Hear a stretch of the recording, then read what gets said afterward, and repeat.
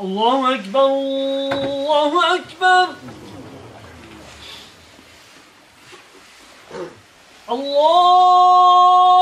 الله أكبر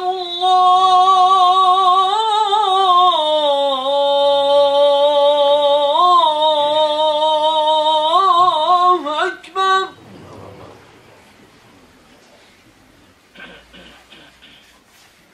أشهد أن لا إله إلا الله.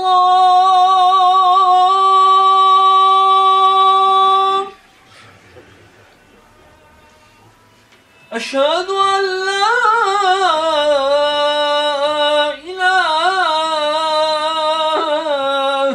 إلا الله.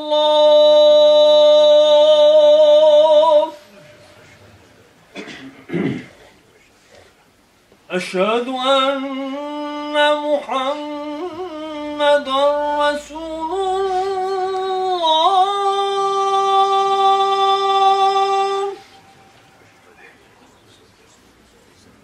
أشهد أن محمدًا رسول الله.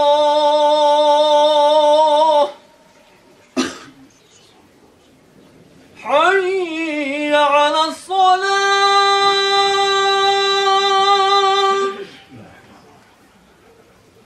حي على الصلاة.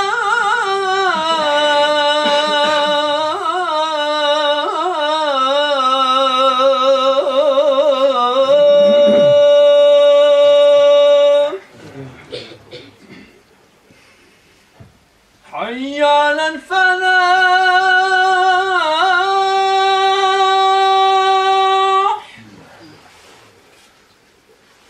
حي على الفلاح.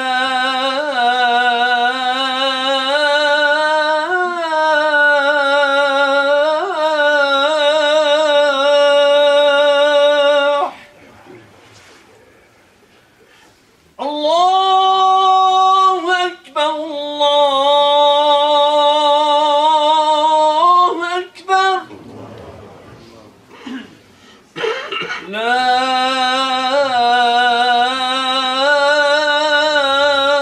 إله إلا الله.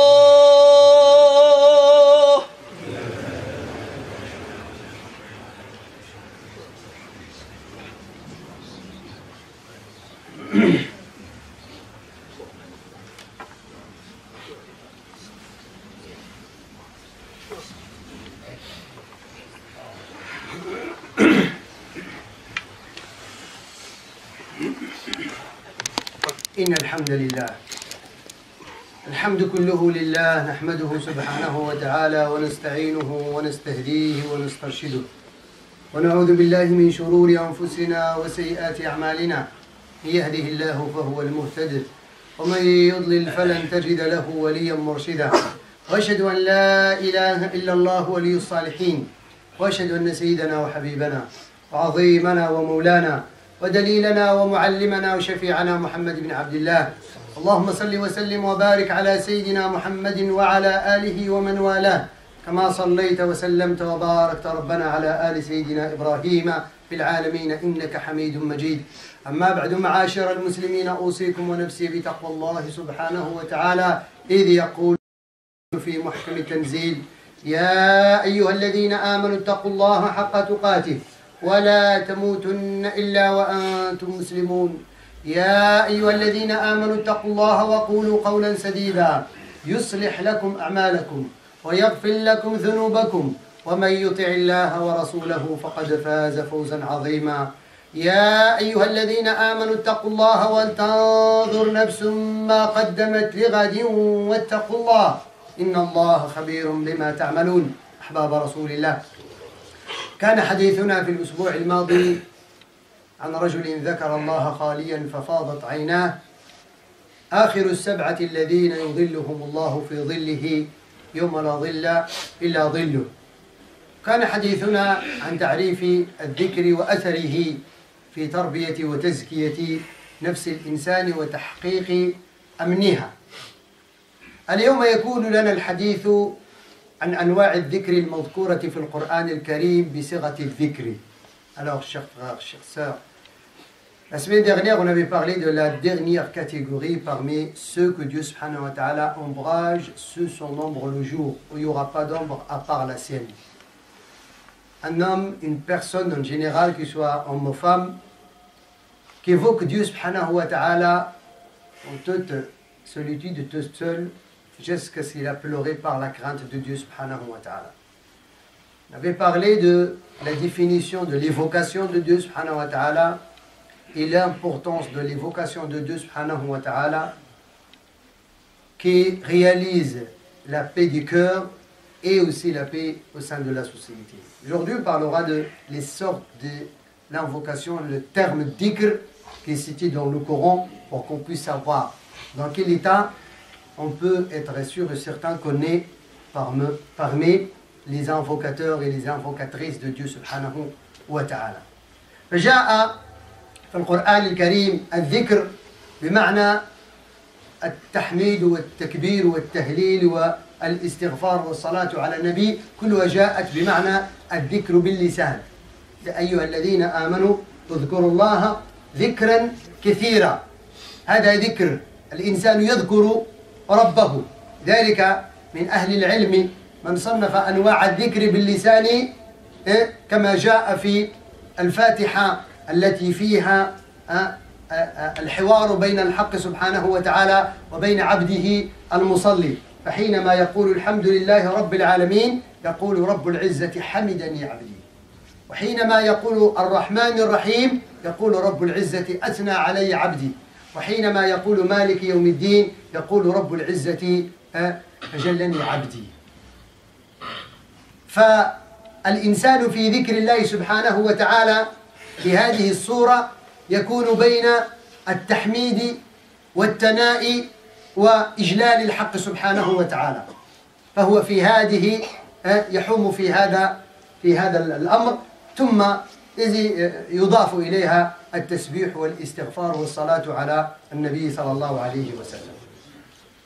ولهذا الذكر باللسان أثر عجيب، من بينها أن النبي صلى الله عليه وسلم كان يقول للصحابة رضوان الله عليهم: جددوا إيمانكم، جددوا إيمانكم.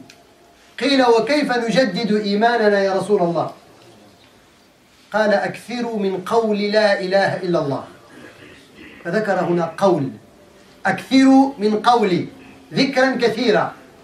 في رواية: إن الإيمان لا يخلق في جوف أحدكم كما يخلق الثوب. يخلق يعني يبلى، الإيمان يعني يضعف وينقص في قلب الإنسان ويتعرض لوسائل التعرية في الحياة اليومية كما يتعرض لذلك الثوب. الثوب يتوسخ، يقع له ما يقع له، فينبغي تجديده بالغسل حتى يلبس. لذلك النبي قال كذلك جددوا الإيمان. ينبغي دائما الإنسان أن يراقب قلبه ليجدد فيه الإيمان. قيل: يا رسول الله كيف نجدد الإيمان؟ قال: ينبغي الإكثار من قول لا إله إلا الله. مجرد الإكثار منها باللسان حتى تصل إلى أن تؤثر في القلب، فبذلك يتأثر سائر الجوارح بما في القلب. قد جاء رجل إلى النبي صلى الله عليه وسلم وهو يستوصيه، يبحث عن شيء يتشبث به، يريد أن يكون دائما في العلاقة مع الله سبحانه وتعالى. فقال: يا رسول الله، في رواية: إن شرائع الإسلام كثيرة علينا، حدث عن المسلمين كلهم. وفي رواية: إن شرائع الإسلام كثيرة علي. شرائع الإسلام كثيرة، الصيام، الصلاة، الحج، الزكاة، الصدقة وكذا، ولكن أريد شيئا أتشبث به، شيء أبقى دائما كأنني مطيع لله. لا يمكن أن تكون دائما في الصلاة لأنك تعمل، لا يمكن أن تكون دائما في الصيام في أيام لا يجوز فيها الصيام كأيام العيد والإفراد يوم كذا ولكن هذا الرجل يريد أن يكون في حالة دائما عابدا لله، يريد شيء، وصية من النبي فعل يفعله يكون دائما في حالة الطاعة، فيجيبه سيدنا محمد صلى الله عليه وسلم كما يجيبنا جميعا إلى يوم القيامة، فيقول له في جملة مفيدة: ما يزال لسانك رطبا من ذكر الله أو بذكر الله. اجعل لسانك رطب بذكر الله. في بعض الألسنة أيها الأحباب الكرام يصعب عليها أن تذكر الله باستمرار، أصبح اللسان غليظ لا يكاد يذكر الله. بعض الألسنة رطبة، بمجرد أن يكون لوحده اللسان وحده يذكر الله أصبح رطبا. شوف قال رتبه، اللسان أصلا هو رطب ليس فيه عدم، ولكن ما يرتبه أكثر هو ذكر الله سبحانه وتعالى. لذلك جعل له هذه الوصية، قال اجعل ما يزال، يعني اجتهد حتى تكون دائما في ذكر الله، وأنت في السيارة وأنت خارج وأنت تريد النوم وأنت تمشي لوحدك وأنت عوض أن تفكر فيما لا يغني اذكر الله تعالى وأنت لوحدك.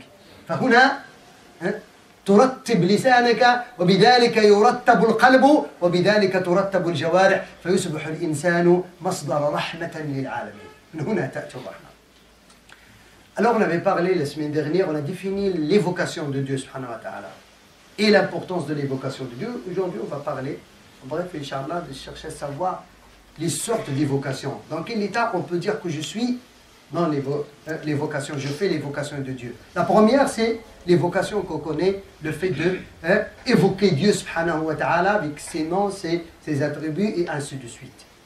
C'est dans ce sens-là où le prophète sallallahu alayhi wa sallam nous dit que la foi se dégrade dans le cœur de l'un de vous, vous devez la renouveler, la réformer chaque fois. Il faut renouveler et réformer la foi parce que ça se dégrade à cause des problèmes, du désordre, ainsi de suite, la vie quotidienne. On oublie et la foi se diminue, se salit, se dégrade. Il faut la renouveler, il faut la réformer. Les compagnons ont dit au prophète de l'islam, comment l'un de nous peut renouveler et réformer la foi dans son cœur? Et le prophète leur a répondu, répétez d'une façon abondante cette formule, La ilaha illallah. Le fait de répéter d'une façon abondante et tout le temps cette formule, ça nettoie le cœur. Ça renouvelle la foi dans le cœur. Ça ne met que l'évocation de Dieu. Dans ce sens-là, c'est le fait de répéter les formules que on trouve dans le Coran, comme tasbih. C'est pour ça certains savants ils ont pris les sortes de l'évocation de Dieu à travers le dialogue qu'on fait pendant la prière avec Dieu. Quand l'un de nous dit dans la prière en récitant le Fatiha, Alhamdulillah Rabbil Alamin, Allah nous répond. Il dit, mon serviteur m'a loué. Ar-Rahman Ar-Rahim, mon serviteur parlait de mon honneur, ainsi de suite. Malik Yawmiddin, mon serviteur parlait de ma majesté. Alors on est entre cela, soit remercier Dieu, soit louer Dieu, soit évoquer Dieu subhanahu wa ta'ala en général. Et aussi, le prophète sallallahu alayhi wa sallam, pour nous dire que le fait d'avoir une langue qui évoque Dieu subhanahu wa ta'ala, ça signifie dhikr Allah ta'ala. Un parmi les compagnons est venu pour le prophète, il dit au prophète de l'islam, les rites de l'islam tellement qu'ils sont nombreuses, je veux quelque chose avec laquelle je m'attache tout le temps comme adorateur. Je veux une chose qui me laisse toujours dans l'état d'adoration. Je ne peux pas être toujours en état de prière, ni en état de jeûne, ni en état de pèlerinage, mais je veux quelque chose qui soit tout le temps avec moi et je suis compté parmi les adorateurs, les évocateurs de Dieu subhanahu wa ta'ala. Et le prophète lui a répondu une simple réponse, une simple phrase. Il a dit que ta langue soit douce avec l'évocation de Dieu. Ça veut dire, répète l'évocation de Dieu d'une façon abondante jusqu'à ce que ta langue devienne douce. Ça y est, la langue il devient douce avec la langue elle est déjà douce, comme on dit, c'est un organe qui n'a pas d'os, mais ce qui le rend beaucoup plus douce, c'est l'évocation de Dieu d'une façon abondante.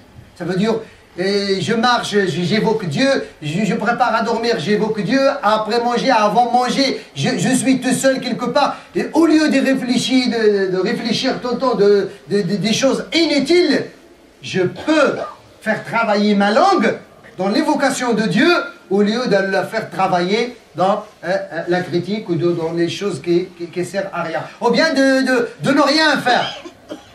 Parce que, croyez-moi, on ne peut jamais être dans un état où ne rien faire. L'être humain, il est comme ça. À part un seul moment. Au moment où on dort. C'est là où la personne, Allah, il a déchargé la personne de responsabilité. Mais quand la personne, il est... vous voyez, il ne dort pas, il réfléchit. Il pense tout le temps à quelque chose. Et il y a deux types de personnes. Alors, il y en a, au lieu de penser à quelque chose qui n'est pas utile, sa langue, il travaille dans l'éducation de Dieu, subhanahu wa ta'ala. C'est là où on peut éliminer les préjugés, beaucoup de choses. Mais le moment où la langue, elle est automatiquement arrivée à cela. Alors, en général, c'est le fait d'avoir cette relation avec les propres noms de Dieu, les attributs de Dieu, de les répéter d'une façon abondante. Et en rajoutant à ça, implorer le pardon de Dieu, la prière et le salut sur le prophète sallallahu alayhi wa sallam, en général. ثم كذلك من أنواع الذكر الواردة في القرآن الصلاة ذكر. الله سبحانه وتعالى يقول في سورة طه إنني أنا الله لا إله إلا أنا فاعبدني وأقم الصلاة لذكري وأقم الصلاة لذكري. La prière, c'est une sorte, parmi les sortes d'évocation de Dieu. Et d'ailleurs, il a été prescrit pour évoquer Dieu. Allah, il nous dit, et sache qu'il n'existe ni divinité que la divinité de Dieu, subhanahu wa ta'ala, alors, prie pour l'évocation de Dieu, ou bien pour se souvenir de Dieu, subhanahu wa ta'ala. Pour ça, on a cité tout à l'heure l'exemple de l'Fatiha. Le fait de prier, c'est là la prière, d'ailleurs, l'inclinaison, la prosternation, la récitation de l'Fatiha, tout cela, du Coran, c'est l'évocation de Dieu. Alors, la prière sert au moins, si on n'arrive pas, durant la journée, à consacrer un moment pour l'évocation de Dieu, on sera obligé pendant la prière, parce qu'on se déconnecte de toute chose que de l'évocation de Dieu. Parce qu'avec la prière, tu ne peux plus parler à quelqu'un. Malheureusement, aujourd'hui, même en priant, on n'arrive pas à se concentrer. La plupart du temps, on est distrait. Mais à part l'évocateur et l'évocatrice de Dieu, ils ne sont jamais distraits dans la prière parce qu'ils savent ça ne sert à quoi la prière. Alors la prière, ça sert à évoquer Dieu, subhanahu wa ta'ala. وأفضل من ذلك كله من أنواع الذكر. Et parmi les choses les meilleures et la meilleure des trois sortes de dhikr, c'est l'ilm, la science. Allah subhanahu wa ta'ala dit فاسألوا أهل الذكر إن كنتم لا تعلمون.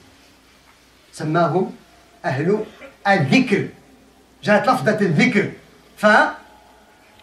فجعل العلم وما يدور حوله الذي هو القرآن. إنا نحن نزلنا الذكر لأن العلم بالقرآن.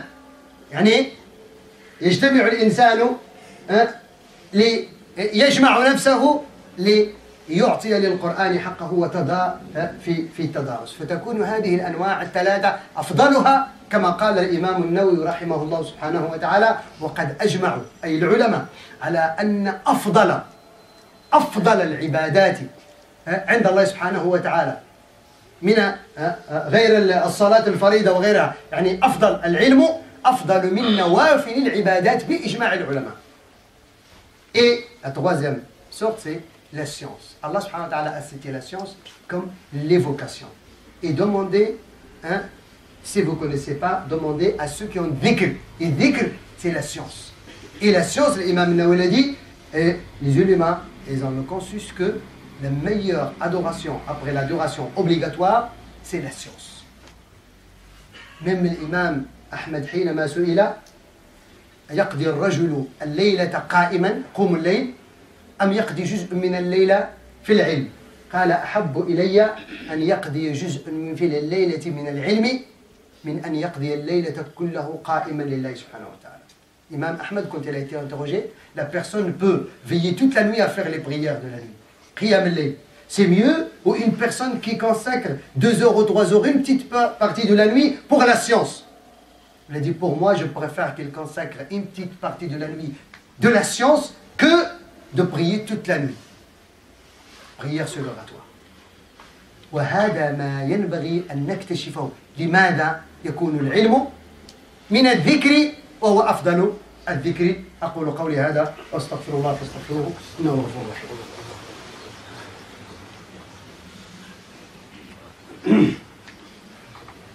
الحمد لله رب العالمين حمدا كثيرا طيبا مباركا فيه، له الحمد والثناء الجميل، وصلى اللهم وسلم وبارك على سيدنا محمد وآله. أما بعد، هذه الأفضلية أيها الأحباب الكرام التي نالها العلم باعتباره ذكرا، لأن العلماء يفرقون في العبادات بين نوعين من العبادة. هناك عبادة خاصة بالإنسان، وهناك عبادة متعدية إلى غيره. فالعبادة المتعدية دائما أفضل من العبادة القاصرة المقتصرة على الإنسان. هنا جاءت هذه الأفضلية. ثم حينما فرق العلماء بين العلم كأفضل العبادات بعد الفرائض أفضل من النوافل، العلم أفضل من صيام النافلة وحج النافلة وعمرة النافلة وصلاة النافلة وكل شيء من ذلك. لماذا؟ لأنه العلم أصلا هو السر الحقيقي لمعرفة الله سبحانه وتعالى والخشية منه. جمع الله سبحانه وتعالى الخشية كلها للعلماء فقال إنما يخشى الله من عباده العلماء، ولم يقل الذاكرون ولا المصلون لماذا؟ لأن الذاكر في حد ذاته بدون علم لا يستفيد من ذكره، والمصلي بدون علم لا يستفيد من صلاته، والمزكي والحاج بغير علم لا يستفيد. فالعلم إذن لذلك جاء أول شيء أمر الله به وأول آية نزلت هي الأمر بالعلم وليس بالذكر. اقرأ باسم ربك الذي يقرأ. Alors pourquoi la science elle a cette valeur? Pourquoi la science il est mieux que d'autres adorations suggératoires? On parle du suggératoire, prière obligatoire et ainsi de suite. Les savants ils disent, ils font toujours la différence entre deux sortes d'adoration. Il y a une adoration, comment dirais-je, personnelle, et une adoration, une adoration qui te dépasse toi. Tu fais une adoration, mais qui utile à autrui. Quand tu fais les vocations tout seul, comme on dit la ilaha illallah, astaghfirullah chez toi, ça c'est pour toi. Quand tu fais la prière, c'est pour toi. Quand tu fais le jeûne, c'est pour toi. Mais quand tu apprends la science, si tu l'enseignes, les autres en profitent de cette science, de cette évocation. C'est pour ça qu'il est meilleur. Et aussi, sans science, on ne peut pas avoir la crainte et la piété. Allah a mis, si on peut dire, sa crainte réservée. Les meilleurs qui craignent Dieu, c'est ceux qui ont la science. Certes, ceux qui craignent Dieu subhanahu wa ta'ala parmi ses serviteurs, c'est ceux qui ont la science. Ceux qui n'ont pas la science, parfois ils font des choses, ils croient que c'est l'adoration, par contre ce n'est pas l'adoration. C'est peut-être opposé carrément à l'adoration, parce qu'il n'y a pas de science. Pour ça la science a cette valeur par rapport à Dieu. لذلك تعرفون هذه دائما تجدون الإسلام يحثنا على أشكال ينبغي أن تكون فينا نحن في مجتمعنا. أشكال من التعايش ومن العمل بيننا، وتجده دائما يكون العلم له الحظ الأوفر في ذلك. في حديث أبي هريرة أخرجه الإمام مسلم قال النبي صلى الله عليه وسلم: ما اجتمع قوم في بيت من بيوت الله يتلون كتابه ويتدارسونه فيما بينهم إلا نزلت عليهم السكينة وحفتهم الملائكة ونزلت عليهم وغشيتهم الرحمة وذكرهم الله في من عنده. هذا العلم. يجتمع قوم ناس في بيت من بيوت الله لا لشيء إلا لتدارس كتاب الله والتعلم وتدارسه العلم، إلا نزلت عليهم السكينة. من أين تنزل السكينة؟ من عند الله. محلها القلب. هو الذي أنزل السكينة في قلوب المؤمنين. وهذه السكينة التي نفقدها اليوم، نفقد هذه السكينة. لذلك تعرفون لما تركت الأمة الإسلامية العلم وراء ظهرها أصبحت في الهلك. والله الذي لا إله إلا هو أقسم غير حانث أن كل ما يصيب الأمة الإسلامية اليوم والإنسانية عموما سببه الجهل. والله لو تعلمنا وعلمنا ما هو من المعلوم من الضرورة في ديننا وخصمنا في أوقاتنا للعلم لما عشنا لا بغضاء ولا حسد ولا تناحر ولا بغضاء ولا عشنا في الجنة في الدنيا قبل الآخرة. ولكن مع كامل الأسف حينما يكون في المسجد علم وتدارس تجد إلا من رحم ربك، وحتى من رحم ربك لا يكاد يقدر هذا العلم. الإمام مالك قال: يؤتى لمجالس العلم بالسكينة والوقار والتقدير. ذلك العلم له، لذلك تعرفون الباب المفتوح على مصراعيه إلى الجنة مباشرة هو باب ماذا؟ وباب العلم. من سلك طريقا يلتمس فيه علما سهل الله له به طريقا إلى الجنة. خطبة الجمعة باعتبارها ينبغي أن يدرس فيها العلم نابت عن نصف الظهر، ومن تكلم فيها فاتته الجمعة كلها، ينبغي أن يصلي الظهر. ومن لغى فلا جمعة له. لا يجوز الكلام عند خطبة الجمعة. قد يجوز الكلام والمؤذن يؤذن، مش مشكلة. قد يجوز الكلام والإمام يصلي وأنت جيت تصلي تتكلم، ولكن إذا كان الإمام على المنبر يتحدث بالعلم إذا تكلمت فأجر الجمعة فاتك. تعرفون لماذا؟ لتقدير العلم مش لتقدير الإمام. الإمام قد يكون العلم عليه طامة كبرى إن لم يفعل به. إحنا إشكالنا أيها المسلمون اليوم أننا لا ننزل الأمور منازلها. Aujourd'hui, notre problème, je jure par Dieu subhanahu wa ta'ala, ce qui se passe aujourd'hui au sein de la communauté en particulier, au sein de l'humanité, c'est l'ignorance. On ne donne pas assez à la science. Quand le prophète sallallahu alayhi wa sallam nous parle de comment la société musulmane doit être, même dans les mosquées, quiconque un groupe de croyants se réunissent dans une mosquée de Dieu à l'intention de réciter les versets coraniques et de l'étudier entre eux dans un cercle de science, Allah leur donne 4 choses. La sérénité descend dans leur cœur. Allah leur envoie sa miséricorde. Et les anges les entourent. Regardez, même les anges, ils cherchent à prendre la science.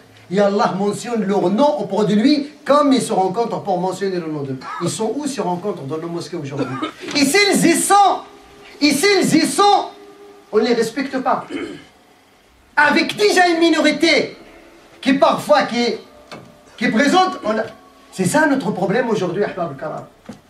C'est pour ça que certains savants ils disent que Allah subhanahu wa ta'ala a remplacé la moitié de Dhuhr al-Jumu'ah par un prêche avec lequel il a mis des modalités. Tu n'as pas le droit de parler quand l'imam parle dans la presse, surtout quand il parle des choses utiles. Quand il parle de n'importe quoi, il n'y a pas de souci, comme il a dit l'imam al-Hassan al-Basri. Mais quand il cite les versets de Dieu et la tradition prophétique, tu n'as pas le droit de parler. Tu parles, tu as gâché ton Jumu'ah. Vous savez pourquoi?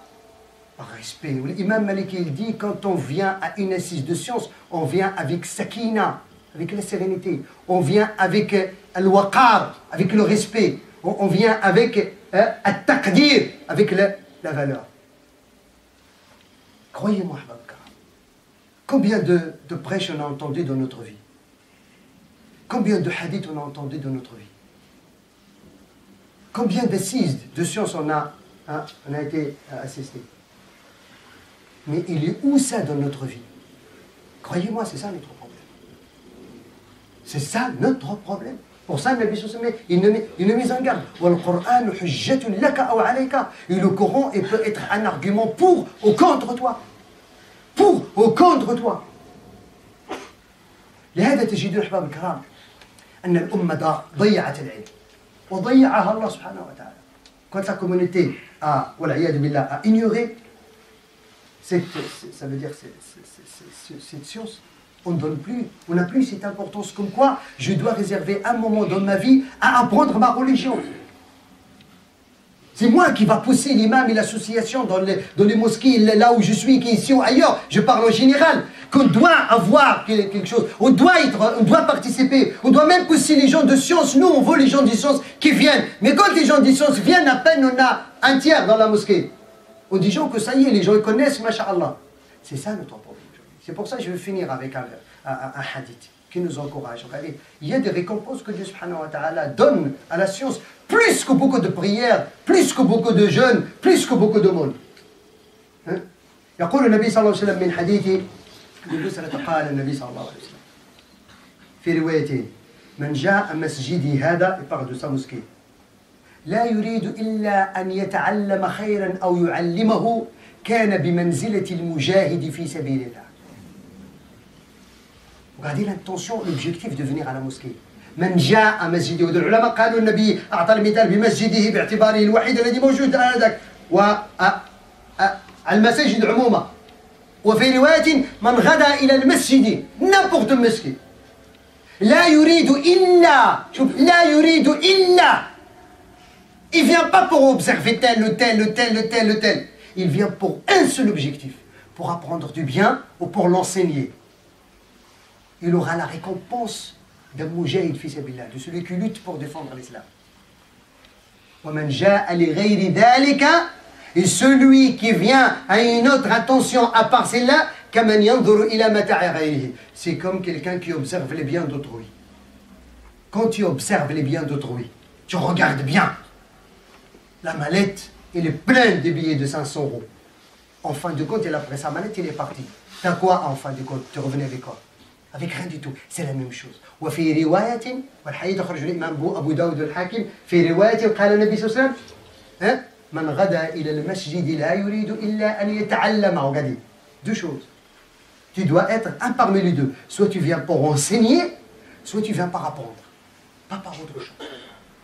كان له أجر حاج تاما حجته. Il aura la récompense, tu viens à la mosquée pour apprendre, enseigner, tu reviens chez toi avec la récompense d'un pèlerin, son pèlerinage est complet. Tu n'as même plus besoin d'y aller. Ce n'est pas le pèlerinage obligatoire. Ça veut dire que tu peux avoir chaque semaine ou chaque jour ou chaque vendredi un pèlerinage complet, la récompense d'un pèlerinage complet. Sans visa, sans ihram, sans avion, sans vacances, sans rien. Mais ils sont où ces volontés? Ils sont où ces gens-là qui veulent remplir leur compte auprès de Dieu subhanahu wa ta'ala à travers un simple geste. Un simple geste. C'est cela أيها الأحباب الكرام. لهذا ينبغي أن نعرف أحباب الكرام أنه والله الذي لا إله إلا هو لا يمكن أن نعبد الله على هوانا أو بهوانا، ولكن نعبد الله كما أراد الله، ولا يمكن عبادة الله كما أراد الله إلا إذا علمنا ماذا أراد الله. On ne peut pas adorer Dieu comme on veut. On doit adorer Dieu comme il veut. Et on ne peut pas adorer Dieu comme il veut si on ne sait pas comment il veut qu'on adore. C'est une équation. أسأل العلي القدير أن يوفقني وإياكم في الخير ويلهمنا الرشاد والسداد ويجعلنا ممن لا يأتون إلى بيت الله إلا ليتعلموا خيرا أو يعلموه. اللهم اغفر ذنوبنا واستر عيوبنا واهدي قلوبنا وتولى أمورنا واجمع شتاتنا وألف على الحق قلوبنا. يا رب لا تجعل في قلوبنا غلا للذين آمنوا ولا تجعلنا فتنة للذين كفروا واغفر لنا وارحمنا واسترنا وعافنا واجعلنا لعبادك لينين هينين ميسرين غير معسرين مبشرين غير منفرين. اللهم اغفر ذنوبنا واستر عيوبنا واهدي قلوبنا وتولى امورنا واجمع شتاتنا والف على الحق قلوبنا ولا اجعل منا ولا معنا ولا من بيننا شقيا ولا محروما وعلمنا علما ينفعنا وبارك لنا فيما علمتنا وزدنا علما انك نعم المولى ونعم النصير. اخوان واخوات يسالون الدعاء الشفاء لمرضاهم. اللهم شافي مرضاهم، اللهم شافي مرضاهم وعافي مبتلاهم. اللهم اشف انت الشافي لا شفاء الا شفاءك شفاء وغادر سقما. اللهم ارحم موتى المسلمين في كل مكان وتقبل شهداء المسلمين في كل مكان ورد شباب الاسلام الى دينك ربنا ردا سليما جميلا انك نعم المولى ونعم النصير. اللهم انصر دينك وانصر شريعه نبيك وانصر عبادك الصالحين وانصر الاسلام المسلمين واحفظنا في هذه البلاد في ديننا واموالنا واهلنا وازواجنا وذريتنا واخوتنا ومساجدنا وكل نعمه انعمت بها علينا انك ربنا نعم المولى ونعم النصير. وصل اللهم وسلم وبارك على سيدنا محمد والحمد لله رب العالمين واقم الصلاه.